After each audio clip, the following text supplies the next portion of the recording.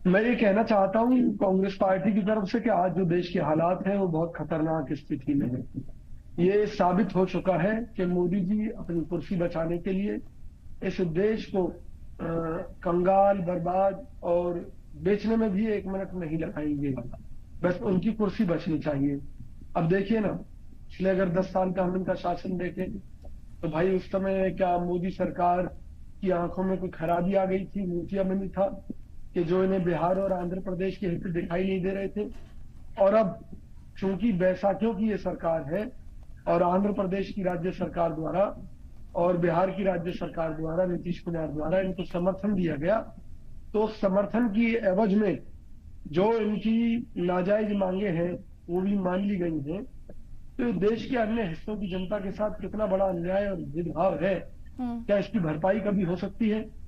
आने वाले समय में ये जो ब्लैकमेलिंग की प्रथा जो बीजेपी ने दिखाई है कि किस तरह से सरकार ब्लैकमेल होकर अन्य राज्यों के हितों को पलीता लगाकर चंद लोगों को वो केंद्र सरकार के सारे बेनिफिट देगी, तो इससे क्या संदेश देश और दुनिया में जाएगा, हम्म। इसका अंदाजा आप आसानी से लगा सकते हैं। ये जो सरकार है, देश में पहली बार एक ऐसी सरकार है जो चाकू की नोक पर लोगों से वसूली करती है।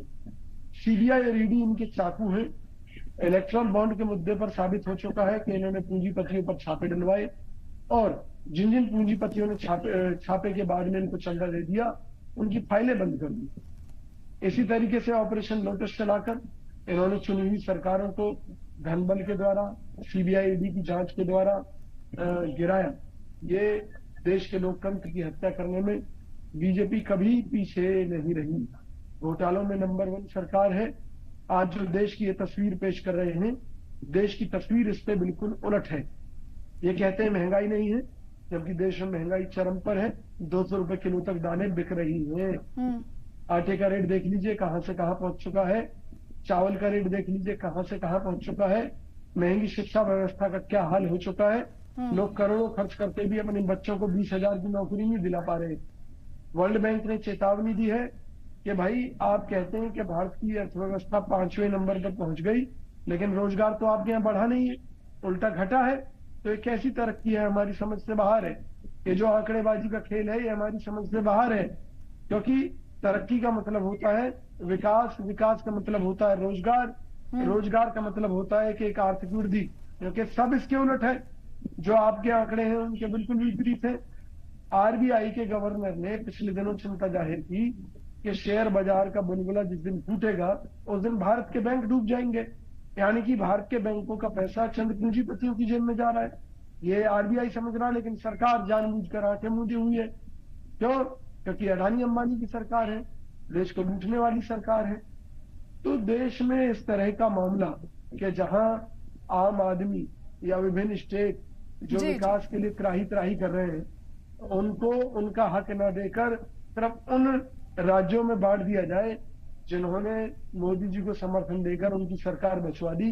हम्म। निश्चित तौर पर ये लोकतंत्र की हत्या है और लोकतंत्र हत्या दिवस तो सही मायने में यही है, और जिसके खिलाफ आज हमारी पार्टी सहित अन्य दलों के लोग भी जी जी। चलिए ठीक है, अनुज सरकार के अग्रवाल खिलाफ। आऊंगी यहाँ पर। भले ही देखिए आप लोग सवाल उठा रहे हैं बजट पर और ऑपोजिशन का हक होता है इस तरह से सवाल उठाना, लेकिन सदन अभी चल रहा है, मॉनसून सेशन चल रहा है और सदन के अंदर और बाहर दोनों ही जगह आप लोगों ने भी एहतजाज की बात कही है। यहाँ पर आपको नहीं लगता अगर इस तरीके से किया जाएगा तो जनता से जुड़े मुद्दे नेग्लेक्ट हो जाएंगे?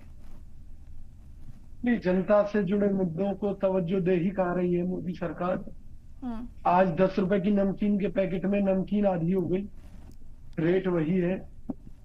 महंगाई चरम पर है। दाल 200 रुपए किलो बिक रही है, टमाटर 100 रुपए किलो बिक रहा है। तो मोदी जी को चिंता क्या है? आटा चाहे 100 रुपए किलो पहुंच जाए।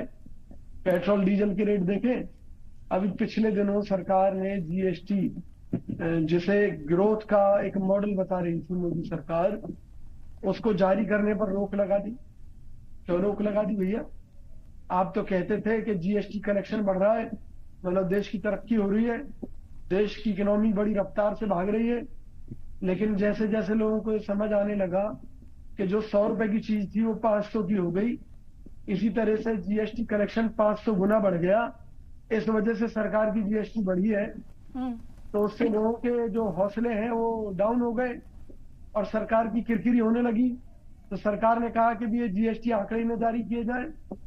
मोदी जी 2014 में 100 स्मार्ट सिटी बनाने का वादा किया था, लाखों करोड़ रुपए उस मद में खर्च कर दिए गए, लेकिन आज तक इस देश में एक भी स्मार्ट सिटी नहीं बनी। इसका जिम्मेवार कौन है? वो पैसा किसकी जेब में चला गया? नमामि गंगे परियोजना, हजारों करोड़ रुपए उसमें खर्च किए गए, गंगा तो आज भी शुद्ध नहीं हुई, आज भी उसका पानी पीने लायक नहीं है। खुद मोदी जी तक आचमन नहीं करते गंगा जल से, तो लगा लीजिए कितनी खराब स्थिति है। पीएम केयर्स के नाम पर आपने कोरोना की आड़ में लोगों से चंदा वसूली की, कर्मचारियों की एक एक 2-2 महीने की तनख्वाह उसमें डाल दी गई, बड़े बड़े पूंजीपतियों से सीएसआर का चंदा लेकर उसमें डाल दिया गया, और बाद में आपने कोर्ट में कह दिया कि भैया ये तो एक निजी ट्रस्ट है। तो मोदी जी देश की जनता के साथ धोखा क्यों किया? आपके राज में हर पड़ोसी मुल्क के साथ हमारे संबंध खराब क्यों हो गए? चाहे वो नेपाल हो, चाहे भूटान हो, चाहे मालदीव हो, चाहे बांग्लादेश हो। क्या कारण रहा कि जो आज आपके साथ कोई अच्छे संबंध नहीं रखना चाहता? क्या कारण है कि आपकी सरकार आने से पहले 70 सालों में देश के ऊपर कर्जा था 45 लाख करोड़ का, जो कि आज 150 लाख करोड़ को भी क्रॉस कर चुका है। मोदी जी देश को कर्जे में डुबाकर क्यों मारना चाहते हैं आप? क्यों विदेश व्यापार घाटे को बढ़ाकर मारना चाहते हैं आप? चाइना के साथ ही हमारे देश का विदेश व्यापार घाटा 100 अरब डॉलर को क्रॉस कर चुका है। इसी तरीके से रशिया के साथ हमारा व्यापार घाटा बढ़ गया। इसी तरीके से और कई अन्य मुल्क हैं जिनके साथ हमारा व्यापार घाटा बढ़ गया। शिक्षा के नाम पर झुंझुना दे रहे हैं आप। सीयूईटी यानी कि एक कॉमन एंट्रेंस टेस्ट कॉलेजों में प्रवेश का, उसकी डेट क्या रखी थी आपने? आज महीना भर ऊपर होने जा रहा है जी। वो उसके रिजल्ट आज तक डिक्लेयर क्यों नहीं किए? नीट यूजी की परीक्षा में घोटाला, हर परीक्षा में घोटाला। देश के करोड़ों बच्चों के भविष्य के साथ आप खिलवाड़ क्यों कर रहे हैं मोदी जी? मैं ये कह रहा हूं, आपने इस देश को रहने लायक नहीं छोड़ा, इसलिए हर साल देश से लाखों लोग इस मुल्क को छोड़कर भाग रहे हैं ऑन रिकॉर्ड, और जो डंकी रूट से भाग रहे हैं उनकी तादाद अलग से है। मोदी जी, ना शुद्ध हवा है ना पानी है इस देश के अंदर।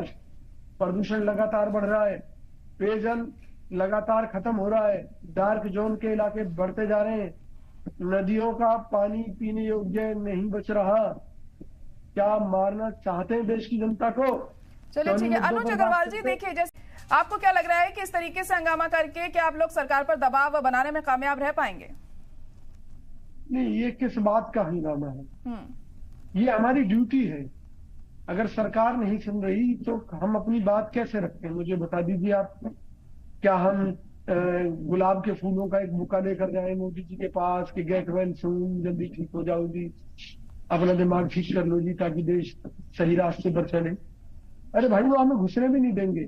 सच्चाई ये है, हमारी बात सुनना तो छोड़िए, वो हमें अपने यहाँ घुसने भी नहीं देते। हालात ये है, वो संसद में नहीं सुन रहे हमारी, संसद से बाहर क्या सुनेंगे?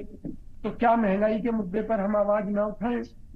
क्या हम ये देश की जनता के सामने ये बात ना रखें कि बिहार और आंध्र प्रदेश को ये विशेष पैकेज केवल इसलिए दिए जा रहे हैं ताकि मोदी जी की सरकार सत्ता में रहे, बची रहे? तो ये जो ब्लैकमेलिंग के द्वारा देश के संसाधनों को बांटा जा रहा है, मिल बांट कर खाया जा रहा है, उसके ऊपर हम उंगली ना उठाएं? क्या हरियाणा को विशेष पैकेज की जरूरत नहीं है? हरियाणा 4 बार दंगों की आग में जला है, उद्योगों का पलायन हुआ है, और बेरोजगारी को लेकर इतनी विकट स्थिति है कि केंद्र सरकार ने इजराइल के साथ सेटिंग करके यहाँ के 550 युवाओं को इजराइल में मरने के लिए भेज दिया। जब उन बच्चों से पूछा गया कि भी इजराइल में तो युद्ध चल रहा है, आप वहां क्यों जाकर मरना चाहते हैं? तो उन्होंने कहा कि भी हरियाणा में भूखे मरने से अच्छा है कि भाई हम वहां युद्ध में जाकर मरे, कम से कम परिवार को 2 पैसे तो मिलेंगे। तो क्या हरियाणा को विशेष पैकेज की जरूरत नहीं है मोदी जी? क्या यहाँ की जनता ने गलती की आपको वोट देकर? देश की राजधानी दिल्ली के अंदर बारिश आती है और कई लोग डूबकर मर जाते हैं जगह जगह पानी भरने से।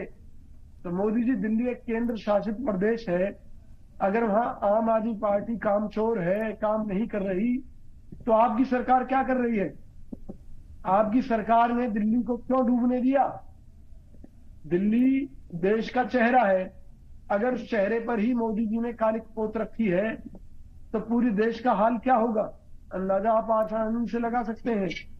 तो विपक्ष के तौर पर हमारा फर्ज है कि ये जो सरकार घोटाले कर रही है उनके खिलाफ आवाज उठाना, इस सरकार की जिन नीतियों के कारण आम आदमी मरने पर मजबूर है उन चीजों को उजागर करना, क्योंकि सरकार तो महंगाई पर बात नहीं करना चाहती, तो कैसे रखें अपनी बात, विरोध करके ही तो करना पड़ेगा ना।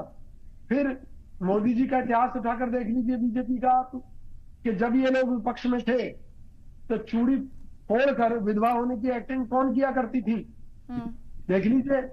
बैलगाड़ी पर चढ़कर यात्राएं कौन निकालते थे कि अगर 50 रुपए से 55 रुपए लीटर पेट्रोल हो गया तो आज 100 रुपए कर रखा है, तब भी ये बीजेपी के लोग चूड़ी पहने बैठे।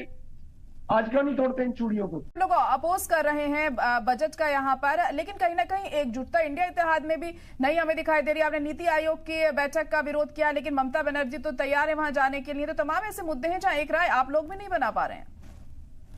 नहीं, ममता बनर्जी के साथ हमारा कोई गठबंधन नहीं है, पहली बात। दूसरी बात यह है कि चाहे हमारे साथ कोई दल है या नहीं है, मुद्दा वो नहीं है। मुद्दा ये है कि जो आवाज हम उठा रहे हैं कि वो देश हित में है या नहीं है। अगर हम किसानों की एमएसपी की बात कर रहे हैं तो क्या वो देश हित में है या नहीं है? ये हमने, मोदी जी खुद कहते थे कि किसानों की आय दुगनी करेंगे, लेकिन उनका खर्चा दुगना कर दिया। आज किसानों के बच्चे किसानी छोड़ रहे हैं तो किसान को दर्द होगा नहीं होगा? खेती घट रही है, उपज घट रही है, तो भाई किसान क्या करेगा? किसान दिल्ली कूच कर रहा है। ये वही मोदी जी है जिन्होंने 3 कृषि के काले कानून लाकर किसानों को मरने पर मजबूर किया, और जब हजारों किसानों की शहादत हो गई तो मोदी जी ने अकेले प्रकट होकर कह दिया कि भी वो किसानों को समझा नहीं पाए, इसलिए बिल वापस लेते। मोदी जी कैसी तानाशाही आप चला रहे हैं? आपके राज में हो क्या रहा है? कानून का खिलवाड़। आप कभी बात नहीं करते कि कोर्टों में कितने मुकदमे लंबित हैं, लेकिन आप नए कानून लेकर आ जाते हैं कि इससे सुधार होगा। क्या सुधार होगा? अगर देश में भ्रष्टाचार, बेईमानी, लूट है तो क्या सुधार हो जाएगा बताइए? तो ये जो देश की जनता को गुमराह आप कर रहे हैं, आपने कहा 370 समाप्त कर दी हमने जी। जम्मू कश्मीर में हालात बहुत अच्छे हो गए, तो भैया चुनाव क्यों नहीं करवाए आपने? आज तक क्यों नहीं कराए चुनाव आपने? आप जो देश की जनता की आंखों में धूल झोंक रहे हैं, कब तक धूल झोंक पाएंगे? सवाल इस बात का है कि विपक्ष में रहते हुए हम जनता को आपके कारनामों के बारे में क्यों ना बताएं? क्यों ना हम आपके खिलाफ लड़ाई लड़ें इस देश को बचाने की?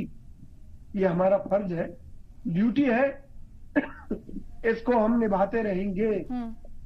आज मोदी सरकार, चलिए ठीक है, बहुत शुक्रिया फिलहाल आप सभी का हमारे साथ जुड़ने के लिए। आप